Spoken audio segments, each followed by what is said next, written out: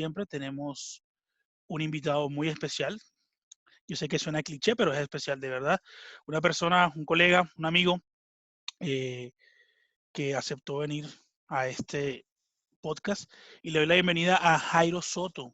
Hola Jairo, ¿cómo estás? Hola Andy, ¿sí me escuchan bien? Sí, sí, sí, perfecto. Todo Perfecto, está perfecto. perfecto. ¿Cómo Muchas vas? gracias por la invitación. Apenas me dijiste por WhatsApp, yo dije de una, vamos. En No, esta gracias a ti cuarentena tengo que decirle por sí a sacarte todo. tu tiempo. Y yo sé que estos días son de locura y no sé cómo vas llevando estos días de encierro, de cuarentena. Bueno, fíjate que yo estoy encerrado desde el 19 de marzo, que fue cuando ya la empresa finalmente nos mandó a teletrabajar a todos.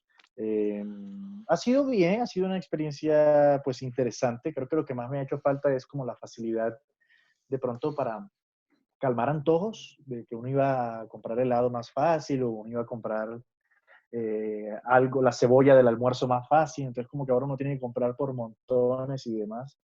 Eh, pero bien, ha sido muy interesante todo y pues hablando mucho con los amigos, con la familia, ha sido toda una experiencia para tener presente por muchos años, creo. ¿Y tú crees que eso, lo que dice la gente, el Vox Populi de que vamos a ser mejores personas después que pase esto, o tú crees que seguiremos siendo lo mismo que hemos ido siendo por naturaleza? Em, yo creo que la gente, o sea, hay hay mucha vaina en redes ahora mismo de que es que uno tiene que salir con un libro leído y con una serie vista y no sé qué. Yo creo que la gente tiene que entender que no estamos de vacaciones, estamos encerrados por una contingencia sanitaria global, eh, pero yo la verdad creo que la gente tiene que hacer con su tiempo lo que crea. Y al mismo tiempo pienso que saldremos, yo creo que la vida para todo el mundo cambió, eso sí es cierto. Eh, no vamos a ser los mismos cuando crucemos la puerta de la calle al momento de que ya nuestros gobiernos decidan como que abrir ya los permisos para que salgamos a las calles. Y yo sí creo que hay que cambiar muchas cosas, replantear muchas cosas en cómo interactuamos con la gente, con el mundo exterior, por decirlo así. Eso sí para mí va a cambiar. Sí, podría ser yo creo que sí, aunque hay otra cosa que me dice como que el humano tiende siempre a hacer, eh, no sé, hacer lo que de su naturaleza le dice, que es acabar con lo que está a su paso. Y creo que será una hipocresía momentánea y que después volveremos a hacer lo mismo, pero bueno, son opiniones y teorías que tengo yo aquí. Bueno, y para los que no conocen a Jairo es porque no lo siguen, y si no lo siguen están mal. Él es un comunicador social y periodista egresado de la Universidad Autónoma del Caribe.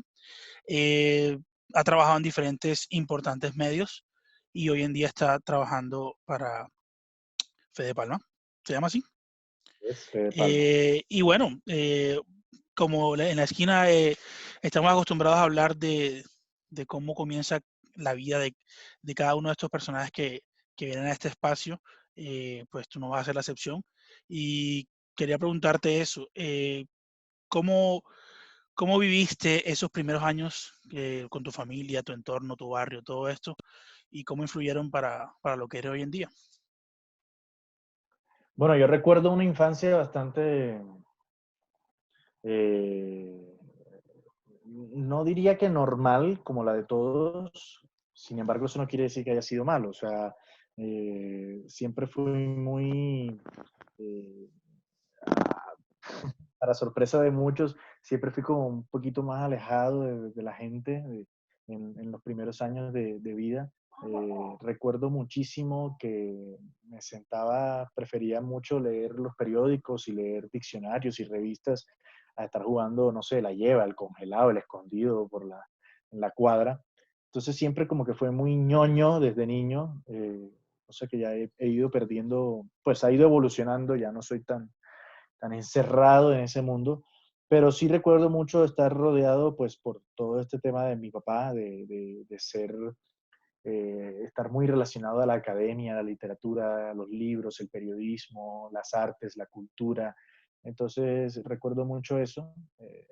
a la casa llegaban todos los periódicos y desde que uno se levantaba cuando nos alistábamos para ir al colegio a las 5 de la mañana, eh, mi papá siempre estaba escuchando radio, entonces como que ahí empezó ese gusto por saber y entender qué era esto del periodismo y bueno, fue como esa hormiguita que empezó a caminar en mí para hacer lo que soy hoy. Para los que no te conocen, y bueno, los que te conocen sabrán lo que me refiero, tú eres una persona que a pesar de que no vives en Barranquilla y no estás hace un tiempo allá, eres una persona que lleva Barranquilla siempre por decirlo así, dentro de ti y la vives. Reflejas que es el ser barranquillero y como decías tú, que tu padre te inculcó eso. Tu padre es una persona muy respetada y muy querida en la ciudad. Eh, pues yo pienso que la gente debe saber que tú, a pesar de que no estés aquí, o aquí no vivo en Barranquilla, pero no estés en Barranquilla, eh, siempre reflejas ese ser caribe barranquillero y lo plasmas en cada una de las cosas que haces. Eh, y bueno, también el periodismo hace parte de tu vida y después de esa infancia, por decirlo así, que ya te declinas, no sé cómo llega a ser de un sueño a un hecho, cómo llegaste al periodismo. Bueno, fue un camino larguito. Yo, digamos que cuando estaba en el colegio, me gustaba mucho participar en los actos cívicos, eh, el Día del Idioma, el Día del Niño, todas esas vainas.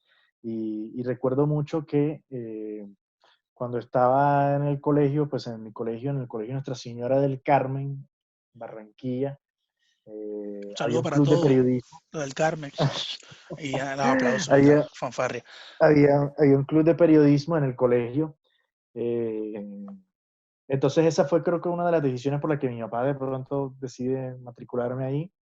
Eh, Me enamoro del periodismo porque resulta que en el club de periodismo había periódico mural, periódico escolar, la emisora y todas esas cosas a mí me gustaban mucho. Entonces fue como una manera para meterme o inmiscuirme en ese mundo. Pero realmente mi primera gran experiencia llega cuando decido entrar al proceso Voz Infantil o la Juventud del profesor Julián Hernández, que es un proceso de comunicación y educación que nace en el Colegio Americano en el 1977. Y yo entro como en el 99, más o menos, en 1999, tenía 9 años, y fue una experiencia que cambió mi vida. Entonces teníamos un programa, hay un programa que todavía existe hoy en la emisora La Voz de la Costa en Barranquilla, donde todos los sábados los niños y los jóvenes tienen un espacio radial en donde hablan de temas relacionados a niñez y juventud. Entonces, fue muy interesante porque pude entrevistar a muchas personalidades eh, y perder ese miedo a los medios, al micrófono y sentir esa adrenalina al momento antes de empezar eh, a ¿Cuánto tiempo estuviste sí, desarrollando o estando en ese programa? como hasta el 2005. Hasta el 2005 estuve. Bastante tiempo. O Y sí, sea, bastante tiempo. hiciste escuela ahí antes de entrar a la facultad, a la universidad. O sea, ya tenías como una experiencia previa en eso. ¿Qué es lo que, Yo entré a estudiar en la universidad en el 2008 y ya yo tenía 8 años de acercamientos a los medios de comunicación. Entonces, o sea, esa fue una gran ventaja. no era cualquier primíparo eh, que va como a experimentar la carrera y ver qué pasa. ¿Qué recuerdas? ¿Qué es lo que más recuerdas, lo que más te llevaste de esa etapa, eh, pues tu primera etapa que me acabas de contar en ese programa? ¿Qué es lo que más recuerdas y qué es lo que más te aportó como profesional y como persona? Creo que cuando uno es niño, todo lo ve como que tan... Eso es como para mí la radio siempre ha sido como una fábrica de dulces. Uno entra y uno se obnubila y uno quiere de todo y la emoción y la ingenuidad. Entonces yo creo que lo que más recuerdo es eso, como la preparación, como incentivar el tema de una disciplina, que la radio tiene una disciplina, los medios de comunicación tienen una disciplina de prepararse, de hacer ejercicios de vocalización, de sí, de preparar todas esas cosas, yo creo que eso de las cosas que yo más recuerdo. Y por supuesto, pues Voz Infantil de la Juventud son los organizadores y creadores del Carnaval de los Niños, que es de los eventos Ok. del precarnaval de Barranquilla más importantes y más llamativos. Eh, y recuerdo mucho haber presentado en muchas ocasiones eventos como la coronación de la reina de los reyes del Carnaval de los Niños. De hecho, la primera fue en el Estadio Romelio Martínez con Laura García Caballero, que es hermana de Marcela García Caballero. Eh, Presenté esa coronación en el 2001 en el Romelio Martínez y pues había como, ¿qué? 7.000, 8.000 personas. Eso era una locura. Y yo tenía 10 Esa fue años. tu primera vez delante de tantas personas. Sí, exacto. Entonces, porque siempre estaba acostumbrado a hacer actos cívicos en el colegio y esas vainas muy Claro. pequeñas, pero ya tener 7.000, 8.000 personas enfrente era como que, ¿Y wow, era algo recuerdas ese momento? perfectamente. Recuerdo mucho que una compañera, Aida Hernández, me decía, tienes que caminar hacia el frente y nunca darle la espalda al público. Entonces, como era un gran escenario, eh, yo caminaba para atrás y fue algo muy interesante porque a mí me avisaron como 2 días antes más o menos del show y recuerdo tanto ver tanta gente y tenía un libreto y demás, pero trataba de que no de aprendérmelo, pero sí de conocer palabras claves, sobre todo para cuando llegaban momentos de improvisar, porque era un evento en vivo y cualquier cosa podía ocurrir. Entonces recuerdo mucho eso y, y es una experiencia que llevo como en el corazón y que llevaré en mi vida por siempre. Excelente. Y después de esta experiencia, bueno, ya vas creciendo, te vas del colegio, te gradúas y, bueno, llega la universidad. Como que es el momento que todo el mundo espera porque ya uno se decide por lo que le gusta en verdad y es sacar buenas notas o pasar las materias de lo que tú escogiste que va a ser tu trabajo el día de mañana. Cómo fue eso, pues los primeros años en la autónoma? ¿Qué recuerdas? Yo tenía clarísimo que iba a estudiar en la Autónoma muchos años antes incluso de graduarme del colegio. Yo tenía muy claro que quería estudiar comunicación social, aunque siempre me llamó mucho la atención el tema de estudiar ingeniería de sistemas e incluso me llamó la atención estudiar derecho. Pero yo dije, no, la comunicación es lo mío, entonces como que le voy a dar a eso. Recuerdo mucho de la universidad, recuerdo muchas cosas porque fue una etapa muy, muy feliz para mí. O sea, conocí muchos amigos que hoy todavía siguen siendo mis grandes amigos. Eh, Ese ambiente, ¿sabes? Cuando uno llega a la universidad es como más, uno se siente verdaderamente adulto. Entonces, Exactamente, y, y en el colegio pues hay un uniforme y te tienes que levantar a esta hora y tal. exacto. Las limitaciones que hay, en cambio ya tú escoges como tus horarios, es una vida totalmente diferente. Claro, cómo te vistes, con quién hablas, a qué hora llegas a la casa, a qué hora sales de la casa, si te vuelas o no de una clase, o sea, como que todas Exacto. esas cosas, que uno se siente un poco adulto. Entonces, Y no recuerdo sabe, mucho y uno piensa que ya no está viviendo la vida de adulto y no sabe lo que le espera después. cómo deseo estar todavía en la universidad por ese mismo tema. Pero no, recuerdo mucho las charlas en los pasillos. Al inicio, en los primeros 2 semestres, era de los que se acababa la clase y me iba enseguida para la casa. Después, como que uno va más quedándose en la universidad y en los huecos, quedándose con amigos y almorzando por ahí, y viendo cosas y estudiando. Entonces, lo recuerdo con mucho cariño, la verdad. La Autónoma no tenía el gran campus, como lo tiene, no sé, la Universidad del Norte, donde tú estudiaste, pero tenía muchas cosas alrededor, entonces era como divertido pues pasar en la No, y universidad por lo la menos. autónoma es un gran referente en periodismo y en comunicación. De hecho, es la primera que tiene esta carrera y de ahí han salido muchos grandes periodistas y muchos grandes profesionales. Bueno, y hablando de esto, de profesionales y periodistas, ¿qué compañeros o qué amigos te dejó esta etapa en la autónoma? Amigos de, no digamos, de la vida y de profesión también, que tú recuerdes ahora y digas, wow, de esto, la autónoma, pues le agradezco conocer a esta persona o a estas personas. Mi grupo de trabajo, de clases, mi amiga Andrea Cabana, por ejemplo, es de Ciénaga, y ahora mismo trabaja en el Congreso de la República, asesorando a un congresista, a un senador. Está mi amigo Daniel Mulford, que trabaja para una institución de carácter, después del sector agro en el país, mi amiga Aura Cuentas, Michelle Mendoza, Andrés López, que es de mis mejores amigos de toda la vida, pero también Andrea Jiménez, que tú conoces a Andrea Jiménez, está hoy trabajando en la Alcaldía de Barranquilla, en la Secretaría de Cultura. Tantos amigos, realmente. Lina Orozco, por supuesto, que también es de las personas, recuerdo tanto a Lina porque en una clase de expresión oral, una profesora eh, digamos que como la destrozó en frente de todo el mundo y me dio como un poco de pesar en ese entonces. Pero Lina No, terminó Lina es siendo una una de las crack. mejores, De hecho, aquí le sí, de mandamos un las saludo mejores, saludos a Lina, de las mejores a profesionales Linux.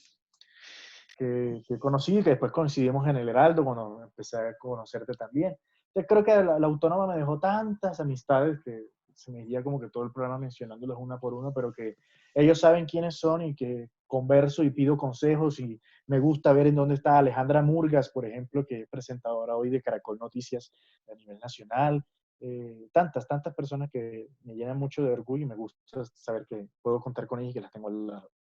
Excelente. Esos son pues, los regalos que nos da la vida y, y que después vamos viendo, porque a veces no, por estar en la carrera y por estar en ese entorno que es la facultad, no nos damos cuenta, sino con el tiempo de los grandes momentos que pasamos en con este periplo.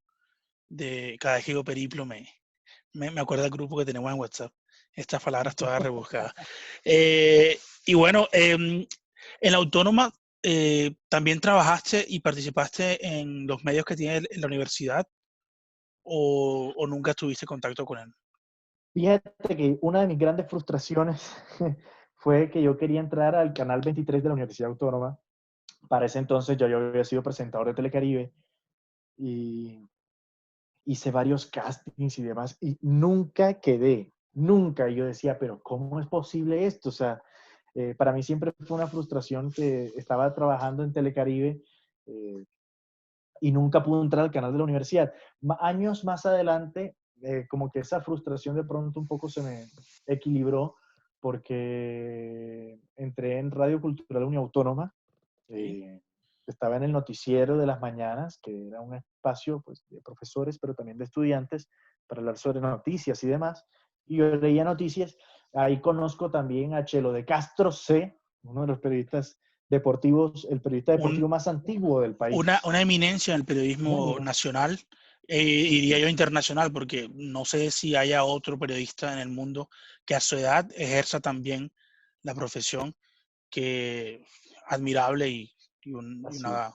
De hecho, mi vecino, bueno, era mi vecino cuando yo vivía en Colombia Y y un gran ser humano.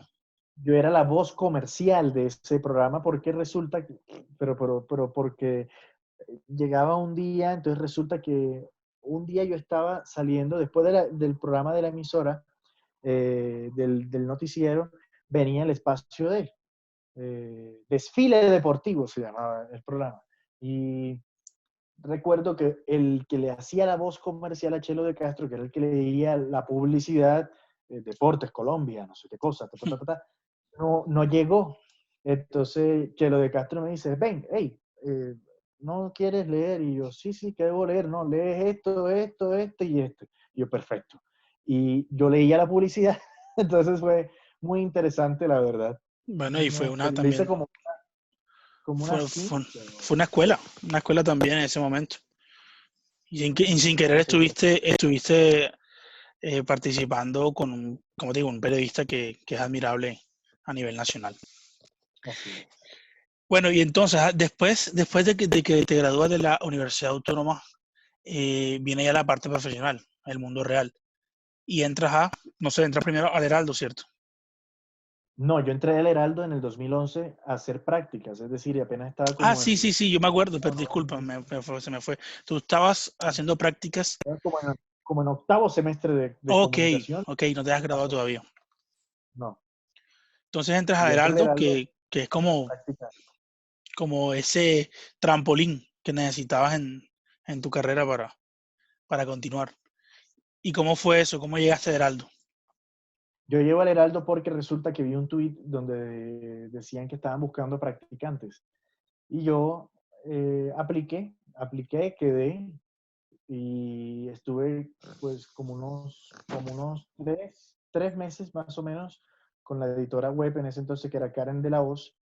Eh, y luego de eso vino Leopoldo Díaz Granados, que es nuestro jefe. Un crack, un crack, un crack, un crack, como dirían los. Le mandamos un saludo ahora. Saludo a Polo. Eh, Y Polo, cuando estábamos terminando de hacer la práctica en diciembre, pues renuncia a uno de los compañeros de la web y él me dice, hey, Telemides. Y yo, listo, de una. O sea, el Heraldo siempre, el Heraldo era como la universidad del periodismo en el Caribe. Entonces siempre Sí, me llamó mucho la atención eh, hacer parte del periódico. Cuando vi mi primer artículo escrito en el periódico con mi nombre y todo, dije, esto es increíble. O sea, ese tipo de cosas como que me emocionaban mucho y, y pues ahí crecí porque del Heraldo pasé de practicante a periodista de la página web y luego con Polo vimos la necesidad de crear este cargo de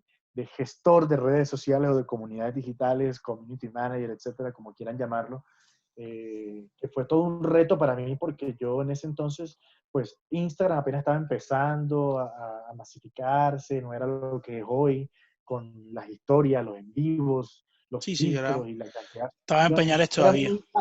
Era muy básico. Y entonces, pero a pesar de eso, buscábamos la manera de ser creativos. Me acuerdo mucho que lo que más recuerdo de mi paso por redes sociales en el Heraldo fue haber creado el Instagram del periódico que no tenía nada y cuando yo salí lo dejé con 40.000 seguidores más o menos. Era el Y periódico más seguido, o sea, con más seguidores en Instagram de Colombia. Recuerdo. entonces, En ese en el entonces, 2000. como eso era 2012, 2013 más o menos. Y tanto así que otros periódicos empezaron a decir, hey, ¿por qué el Heraldo? ¿Y por qué? Y yo decía, yo siempre decía que es que llegar de último a la carrera siempre tiene sus pros y sus contras, pero yo creo que tiene más pros que contras, porque uno puede analizar la competencia y ver, ok, Claro, qué está haciendo el tiempo, qué está haciendo el espectador, y a partir de ahí uno decir, ok, vamos a hacer esto. Entonces, creo que mi gran éxito con eso fue saber interpretar lo que en ese entonces la gente quería en Instagram, que era las fotos de los atardeceres, la comida, etcétera. Entonces, algo más de entretenimiento y no tanto de información. exacto. Y ese fue el éxito. Creo que ese fue el éxito de la cuenta de Y Mr. antes Breve. de tocar ese tema de redes sociales, pues tú entras a Heraldo y coincides con Ernesto Macauslan, si no estoy mal. Ernesto, Entonces, sí. ahí va una de las preguntas que quería hacerte de qué significó Ernesto para ti, en tu desarrollo como profesional.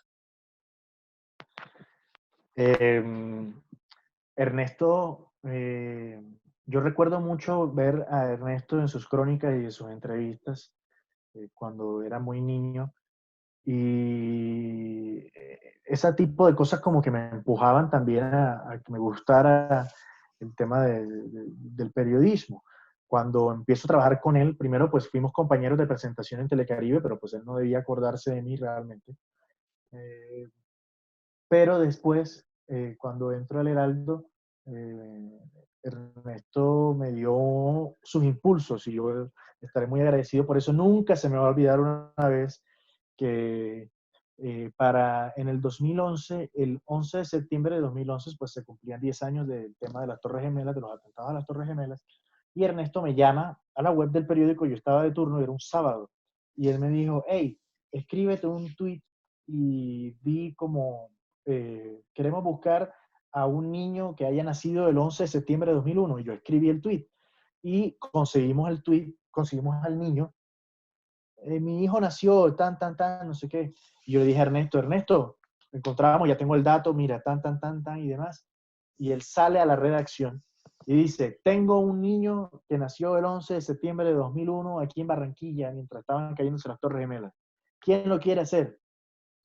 Y todo el mundo como que se miraba a los ojos en la redacción y nadie, nadie decía nada, porque eran de esas ideas locas de Ernesto que tú dices, ¿qué es esto? Eh, pero Ernesto de pronto yo le dije a Ernesto, yo quiero hacerlo. Y me dijo, ¿y tú ya has escrito? Yo, sí, claro, yo tengo aquí como unos 5 meses en la web y he escrito para la revista Hey, la cosa y tal. Entonces él me dijo, listo, dale, hazlo. Y fue muy bacano porque fui a hacer la reportería y llego y Ernesto me ayudó y corregimos cosas, o sea, mejor dicho, lo escribimos a dos manos y él me dijo ese día, no dejes de escribir. Y yo creo que eso es una de las cosas que más me quedó en la mente de Ernesto. A los pocos meses, al año, perdón, él muere. Y fue, pues queda como uno de mis grandes maestros, por decirlo así, por haberme dado esa oportunidad Claro. de escribir en el periódico. Bueno, y con el tiempo, bueno, pasa el tiempo, terminas este ciclo en el Heraldo y te vas a otra gran institución, digamos, que es Carnaval S.A. Pues para los que no son de Barranquilla, sepan que el carnaval en Barranquilla es, pues, creo que lo máximo o el orgullo o uno de los orgullos más grandes que tenemos. Y el Carnaval S.A. es la institución que, pues, que se encarga de esta fiesta y que rige todo, pues, los parámetros y que todo salga perfecto año tras año. Y no solo en el momento del carnaval, sino durante todo el año siempre se hacen actividades y se prepara todo para que este evento siempre siga creciendo. Entonces llegas allá y eres community manager, que ya anteriormente en Heraldo habías visto como este, como este auge de los community managers y muy pocos en Barranquilla o en Colombia estaban interesados por irse por este camino. Entonces ahí tienes tu primera gran oportunidad siendo community manager. Yo siempre he dicho que Carnaval de Barranquilla ha sido la experiencia más grande de mi vida porque trabajar para el carnaval y para el engrandecimiento del carnaval siempre ha sido fue un orgullo para mí. Y hay gente que me decía, claro, porque estás bailando y cantando mientras estás trabajando. Sí, uno se hace su ambiente, o yo me lo hacía pues en carnaval, pero me gustaba mucho estar detrás del tema de comunicación digital en la fiesta. Aprendí muchísimo de mi ex jefa, Ana María Osorio, quien quiero muchísimo, porque me saca del Heraldo. Y yo había suspendido mis estudios de la universidad y ella me dijo, vente para Carnaval, trabajas en Carnaval y así te puedes graduar de la universidad. Y yo le dije, de una. Y fue muy chévere, la verdad, conocí tantos hacedores y tanta gente que trabaja por el carnaval, por supuesto, a las reinas y exreinas. Yo trabajé con Cristina Felfle Fernández de Castro en el 2005, en el 2015, perdón, y con Marcela García en el 2016, y también trabajé con Marcela Dávila en el 2011, porque yo fui practicante un poco en el 2011. Entonces, fue una experiencia muy, muy grande para mí. Aprendí muchas cosas y extraño. Creo que algún día me gustaría retribuirle al carnaval todo lo que he aprendido en este tiempo y regresar. Y lo haría sin pena. Tú Regreso al que, carnaval tú que estuviste dentro de esa organización, y si pudieras, si alguien que nunca ha venido, que nunca ha ido, perdón, al carnaval, tú estando adentro, más allá de la rumba, más allá de todo esto, ¿cómo, ¿por qué recomendarías que alguien fuera a ver el carnaval de Barranquilla? porque es único y creo que esa amalgama de manifestaciones y expresiones culturales que convergen en Barranquilla, eh, no solo hay cosas de Barranquilla, sino que hay cosas de todos los rincones del Caribe. Todas esas manifestaciones que están en los asentamientos del río Magdalena y que llegaron a Barranquilla, son cosas que hay que valorar. Además, siempre he dicho que lo mejor de Barranquilla es su gente y lo mejor de la gente es la alegría. Entonces yo creo que sin la alegría y el mamagallismo de la gente, eh, Barranquilla no sería Barranquilla, sino que sería una manada de edificios. Yo creo que la gente es la que hace las ciudades. Entonces es bonito ver al barranquillero en carnaval y es bonito ver como que ese amor por la tradición y por la cultura alrededor del carnaval. Entonces creo que esas serían como mis razones para que vayan. Súper, sí, para los que no han ido, pues no se lo pierdan y vayan y verán porque es el segundo carnaval más importante del mundo y para nosotros es el más importante. Y bueno, después de de Carnaval S.A., te vas para Bogotá. Y Bogotá es como 2.0 para todo aquel que busca diferentes oportunidades y nuevos retos. ¿Cómo fue esa llegada? ¿Qué se siente dejar el Caribe para ir a la montaña? A mí siempre me llamó mucho la atención Bogotá. Bogotá siempre fue como un sueño para mí. Entonces, eh, todo ocurrió en una semana. Para resumirte, vi una oferta de trabajo, mandé una hoja de vida al diario La República. Al día siguiente me tengo una entrevista. A los 3 días me dicen, listo, tienes otra entrevista con el director. Viajo a Bogotá para esa entrevista. Y el mismo día de esa entrevista en Bogotá me dicen, bienvenido. Entras el martes, porque era un puente festivo. Entonces fue realmente, todo pasó en una semana, la vida me cambió en una semana. Y pues ya llevo 4 años aquí en Bogotá. La República pues es el periódico más importante de periodismo económico, el periódico económico más importante. Aprendí muchísimo, conocí muchos amigos. Trabajar en periodismo económico no es fácil. Hay todo un rigor y toda una eh, lenguaje y formas de comunicar. Entonces, me gustó mucho, fue una gran experiencia que llevo, a pesar de que, digamos que no salí tan bien del periódico. O sea, terminé como a los 9 meses, fue muy corta la estancia, pero me fui feliz porque aprendí tantas cosas de esta profesión que realmente valoro mucho y quedan los amigos. Entonces hoy también tengo amigos que trabajaron en el periódico con los que hablo con Claro. cierta regularidad. Y bueno, parece que la experiencia tuya no termina y sigue, continúa y vas a otro medio súper importante, que es una revista, y entras a TV Novelas. TV y novelas, así Exacto. es. Allá que desarrollabas y cómo fue eso. Estaba en la página web de TV y novelas y manejando redes sociales. Fue muy chévere, estuve como unos 5 meses. Eh, Escribía bastante para para la revista, como perfiles y cosas de actores, artistas, etcétera. Entonces me gustó mucho porque a mí siempre escribir me ha llamado la atención y este periodismo de perfiles me llamaba mucho la atención. Entonces era muy interesante. Yo siempre he sido muy visual, entonces me metía en los photoshoots y demás. Quiero una foto así y tal y esto. Y así también sacaba cosas para hacer la entrevista. Entonces fue muy interesante, la verdad, mi paso por TV novelas. Tengo todavía las revistas en la sala. Entonces, perdón. Fue muy interesante, me gustó mucho. Bueno, y continuamos. Pequeños problemas de conexión. Yo estoy en el campo, entonces mi internet a veces tiene estos pequeños problemas. Bueno, y nos contabas entonces pasaste por TV y novelas, también aprendiste muchas cosas allá. Eh, ¿Y qué te quedó? O sea, ¿qué recuerdas? O si era el mundo que al fin y al cabo, no sé, alguna vez soñaste estar ahí, o simplemente fue una experiencia y listo, solamente ya acaba ahí. Yo siempre tenía como en referente TV y novelas. O sea, pues es una institución, a ver, es una de las revistas latinas más grandes.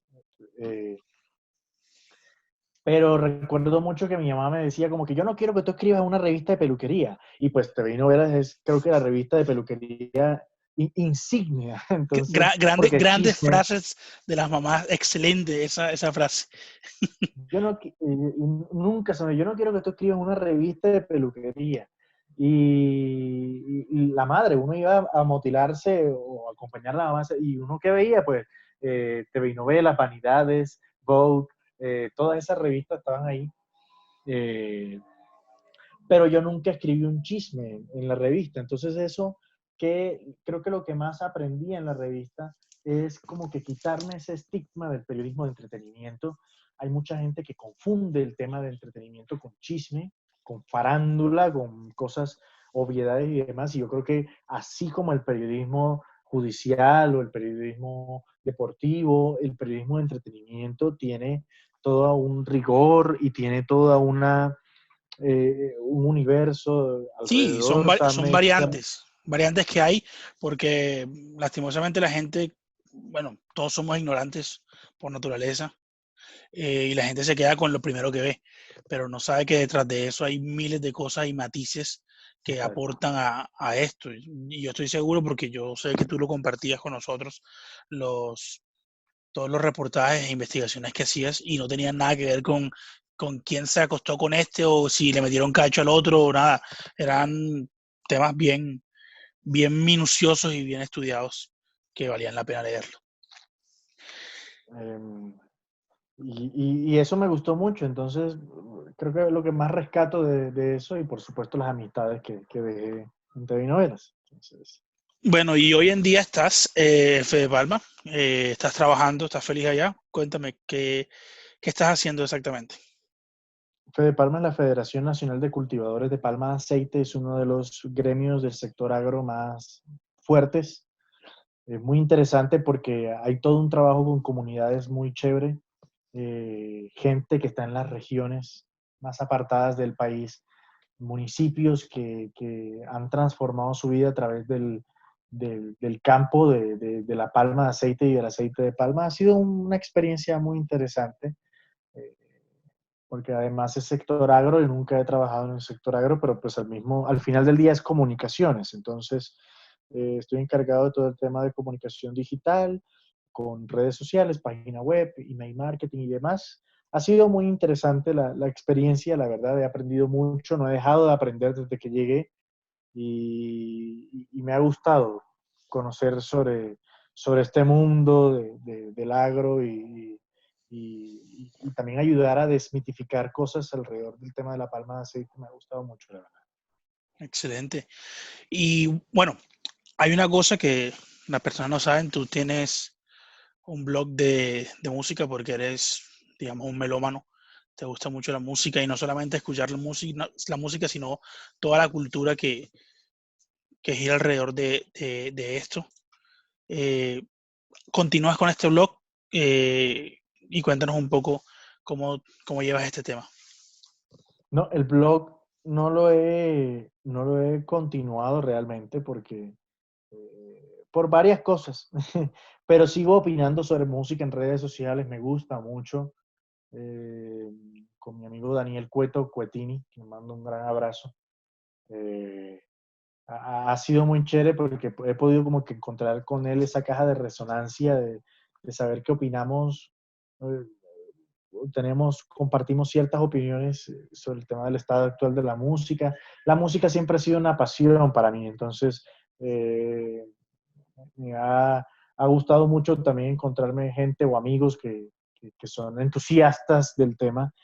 eh, y ha sido muy chévere, la verdad. Sigo opinando sobre música en redes y a veces me invitan a podcasts y demás y hablamos un rato y cosas, pero sí me gustaría como que retomar eso de pronto en esta cuarentena, podría pensar en ese tema. Deberías. Y las redes sociales para ti son las herramientas fundamentales, digamos, de lo que eres tú. Pero hay una muy especial para ti, que siempre ha sido Twitter. ¿Cómo llegas, a convertirte en un líder de opinión? Porque eres un líder de opinión en Twitter para un sector en específico, bueno, varios sectores, digamos. ¿Y cómo empezaste en Twitter y cómo viste esa evolución de Jairo Soto hasta llegar hoy en día que eres un líder de opinión? Bueno, gracias. No sabía que era un líder de opinión. Eh, Pues no a pero cualquiera no, le verifican la cuenta. Entonces ahí ese es un punto dentro de muchos puntos, como los retweets, como los me gusta, como las interacciones. Entonces cuando uno tiene este tipo de cosas, yo puedo con autoridad decir que eres un líder de opinión. bueno, fíjate, yo no me autodomino líder de opinión, pero entiendo algo de lo que dices. Y es que creo que de las cosas que más me gustan de Twitter es como, y lo siento yo también como usuario al ver otras cuentas, es esa capacidad de sentirse identificado con las opiniones de otros. Entonces, cada vez que yo doy un RT o doy un FAP o comento de algo a alguien, es porque me siento identificado con eso y me llama, me mueve la aguja, por decirlo así. Entonces, eh, creo que del mismo modo sentirá la gente con las cosas que escribo. Recuerdo mucho que eh, yo antes tuiteaba, era tan obsesionado con Twitter, ya no tanto, tuiteo mucho menos de lo que tuiteaba antes, pero sigo siendo muy activo. Eh, Recuerdo mucho que tuiteaba desde un Nokia 1100 por mensaje de texto, por ejemplo. Entonces ese tipo de cosas me gustaban mucho. Sabes que estás en edad de riesgo por COVID. Si tuiteabas en un Nokia 1100. Un Nokia, imagínate. Eh, pero es una red social que me gusta mucho. Últimamente hay como mucho odio y cosas, pero yo trato como que no de prestarle tanta atención a ese tema, sino de tratar de no difundir esos mensajes de odio, ni difundir tampoco discursos que sean sectarios o discriminadores. No me gusta, porque yo creo ¿Y que has tenido problemas con algunas ciertas personas que, como siempre, aparece uno que otro, que, que es como a tirar a joderte la vida, a destruir tu opinión, a decir que no sirves? ¿Te has topado a este tipo de personas? una de mis grandes amigas, Daniela Hernández, que es sí, bloguera de cocina y Foodie, eh, se diría. No, Gastroglam, sí, foodie también, Gastroglam en Instagram, para que la sigan. Ella una vez dijo como de las cosas que menos me gustan de Twitter es que la gente se siente con la potestad de conocerlo a uno o de creer que lo conoce a uno por un comentario o por algo de 280 caracteres. Y yo creo que el ser humano es tan complejo que es imposible conocer a alguien a partir de lo que tuitea. Uno se hace una idea, pero yo no creo que eso deba ser como definitivo para sembrar o para, mejor dicho, para marcar eso tiene una palabra, sí, como para generar una opinión, un concepto, una exacto. opinión alrededor de una persona. Entonces, yo creo que hay gente que puede malinterpretar lo que uno dice en redes sociales. Yo al inicio me, eh, al inicio me preocupaba mucho cada vez que alguien me criticaba en redes. Ya no, ya la piel se me hace como más gruesa, entonces como que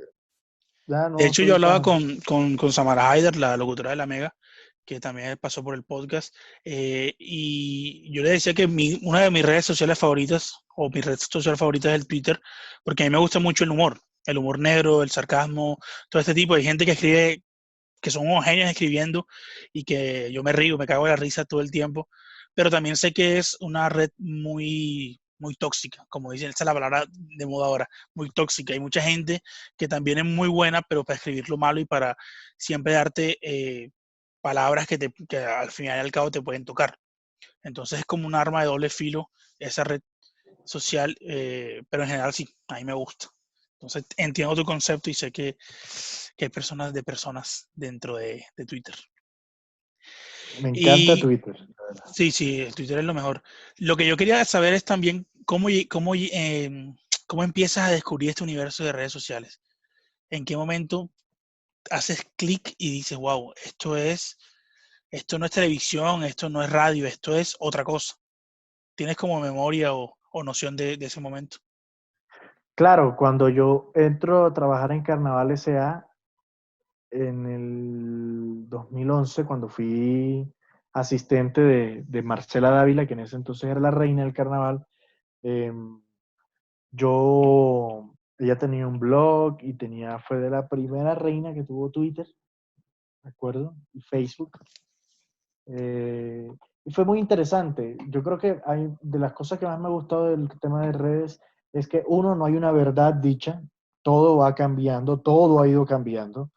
La forma en cómo uno comunicaba en redes en el 2011 es muy distinta a la de hoy y la forma en que se comunicaba el año pasado es muy distinta a la que va a ser en el otro año. Entonces, eh, lo importante siempre está como en actualizarse y estar muy pendiente de tendencias y demás.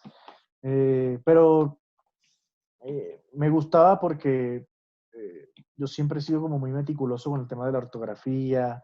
He visto muchas cosas, por ejemplo, ok, yo hubiese escrito este tweet de esta manera.